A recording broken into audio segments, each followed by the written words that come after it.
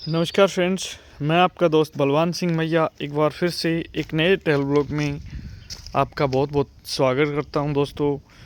तो आज तक जिन मेरे भाइयों ने चैनल को शेयर, सब्सक्राइब एंड लाइक नहीं किया, तो वो आज शेयर, सब्सक्राइब एंड लाइक करें दोस्तों, क्योंकि शेयर, सब्सक्राइब और लाइक से ही रोज़ाना की नई नई वीडियो अपडेट आपको मिलता रहेगा। रोज़ाना नए नए स्टेटस वीडियो के आपको मिलता रहेगा और आगे आप शेयर करोगे तो जिससे और भी मेरे दोस्तों को बेनिफिट इस चीज़ का होगा।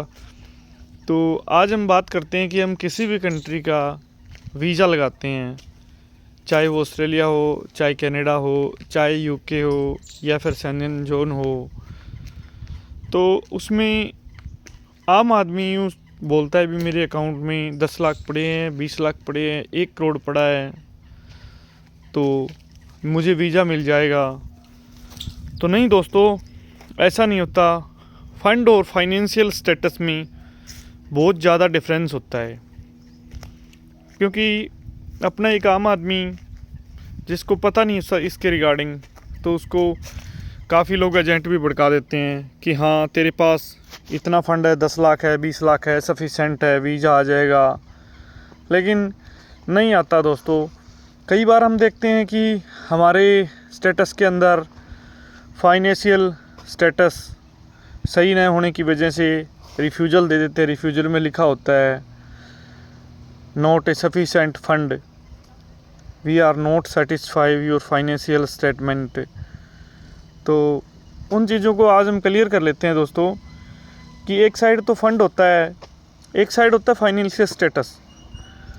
तो फंड की काउंटिंग हम उस दायरे में करते हैं कि हमारे अकाउंट के अंदर 6 लाख पड़े हैं, 10 लाख पड़े हैं, तो किस तरीके से हमने वो डाले हैं, कितने टाइम से वो सूटेबल पड़े हैं, कितने टाइम से हमारे अकाउंट के अंदर स्टे वो फंड है, उसमें से हमने यूज़ किया है या नहीं किया, यूज़ किया है तो कितना यूज़ किया है, उसके बाद कितना नया आया है।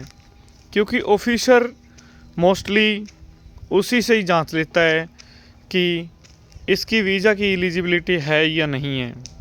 तो एक साइड फंड और एक साइड फाइनेंशियल स्टेटमेंट। अगर 1 करोड़ भी हमारे अकाउंट में पड़ा है ना, तो भी हमें ऑफिसर वीज़ा नहीं देगा, क्योंकि वो ये सोचता है कि ठीक है इसके पास 1 करोड़ तो पड़ा है, ये कहाँ से आया 1 करोड़, इसकी मंथली अर्निंग क्या है। तो दूसरी साइड हमारा जो फंड जिसको हम बोलते हैं, ये तो हो गया फंड की बात कि फ़ंड हमारे अकाउंट में पड़ा है। और एक साइड में होता है फाइनेंशियल स्टेटस।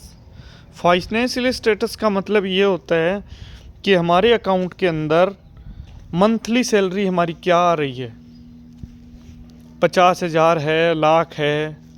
मोस्टली वीज़ा उसी चीज़ पे डिपेंड करता है कि कितने की हमारी ITR जा रही है।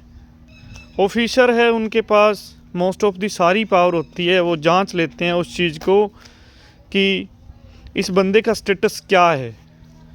तो अगर किसी भी कंट्री का वीज़ा है, मोस्टली फ़ंड और फाइनेंशियल स्टेटस जोन पे ही टिका हुआ है।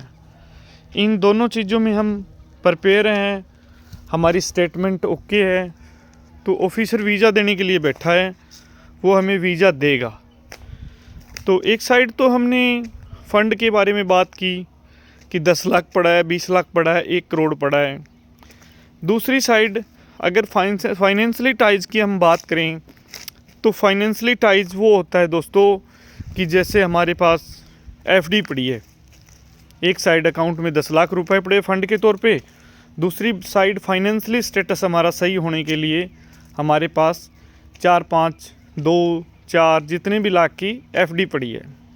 दूसरी मंथली सैलरी, जिससे कि प्रूव होता है सैलरी स्लिप से कि हाँ सैलरी स्लिप कितनी अर्निंग मंथली इसकी हो रही है।